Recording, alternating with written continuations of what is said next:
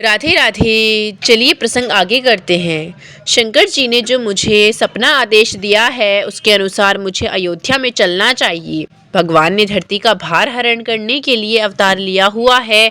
इसी बहाने आज भगवान के चरण कमलों के दर्शन होंगे और विनती करके मैं दोनों भाइयों को ले आऊँगा। ऐसा विचार करके विश्वामित्र जी ने शीघ्रता से स्नान संध्या वंदन किया और अवध के लिए प्रस्थान कर दिया। मन में विचार करते हुए जा रहे हैं, जो ज्ञान वैराग्य तथा समस्त गुणों के घर है, ऐसे प्रभु कि आज मैं दर्शन करूंगा। मेरे समान सौभाग्यशाली आज कोई और नहीं होगा। आज मैं समस्त सुकृतों का फल प्राप्त करूंगा। गीतावली रामायण में श्री तुलसीदास जी लिखते हैं, विश्वामित्र जी विचार कर रहे हैं। इस प्रकार विचार करते करते विश्वामित्र जी अवध में पहुंचे। अयोध्या जी में जाकर सबसे पहले सरयू जी में स्नान किया।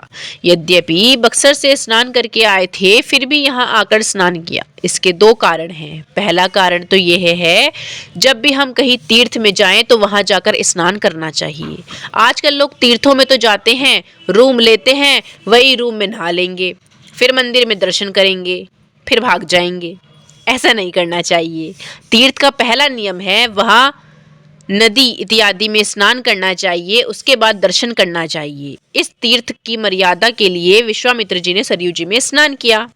दूसरा कारण बताया है, बिना सरयू स्नान के राम जी के दर्शन सुलभ नहीं होते। पीछे शंकर जी के प्रसंग में बताया था, जब तक शंकर जी सरयू जी में स्नान नहीं कर लिए तब तक उन्हें प्रभु के दर्शन नहीं हुए। अतः अयोध्या जी में सरयू जी के स्नान का विशेष महत्व है। बिना सरयू स्नान के भगवान के दर्शन नहीं हैं। इसीलिए विश्वामित्र जी ने सरयू जी में स्नान किया। तीसरा कारण है, मध्याह्न संध्या का समय हो चुका था। संध्या करने के लिए पहले स्नान आवश्यक है, इसीलिए सरयू जी में स्नान किया। चौथा कारण यह भी है, जब कोई व्यक्ति लंबी यात्रा करके आता है और स्नान कर लेता है तो उसकी आधी थकान उतर जाती। बक्सर से अयोध्या लंबा मार्ग था, थकान हो गई थी, इसीलिए विश्वामित्र जी ने स्नान किया। पांचवा कारण यह भी बताया गया कि सरयू जी राम जी की बहन हैं, वशिष्ठ जी के द्वारा बाण से उत्पन्न की गई हैं। सर अर्थात बाण से उत्पन्न हुई, इसीलिए इनका नाम सरयू पड़ा। वशिष्ठ जी की पुत्री होने के नाते राम जी की गुरु बहन है। भाई बहन में विशेष प्रेम होता है। मानो विश्वामित्र जी सरयू जी में स्नान करके सरयू जी से विनती कर रहे हैं, आप अपने भाई को मेरे साथ भिजवा देना, जिससे मेरा यज्ञ पूर्ण हो सके।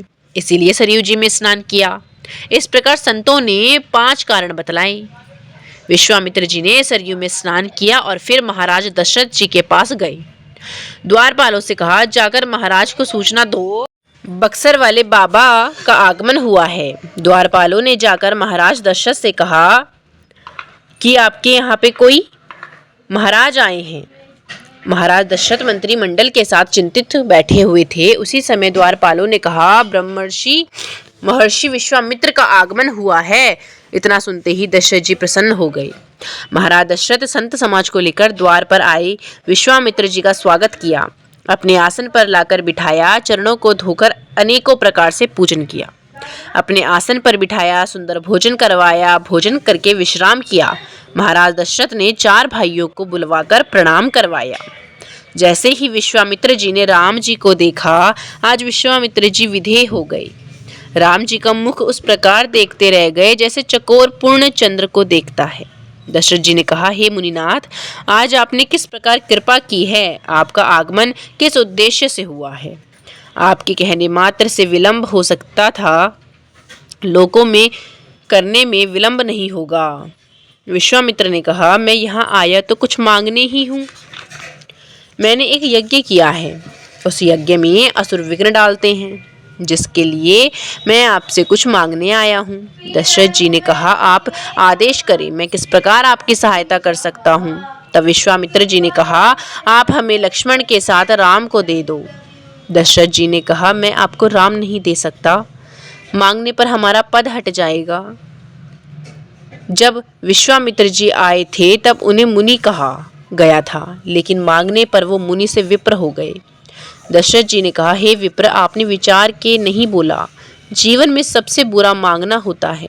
वैसे तो कई वस्तुएं गलत होती हैं, परंतु उन सबसे अधिक मांगना होता है।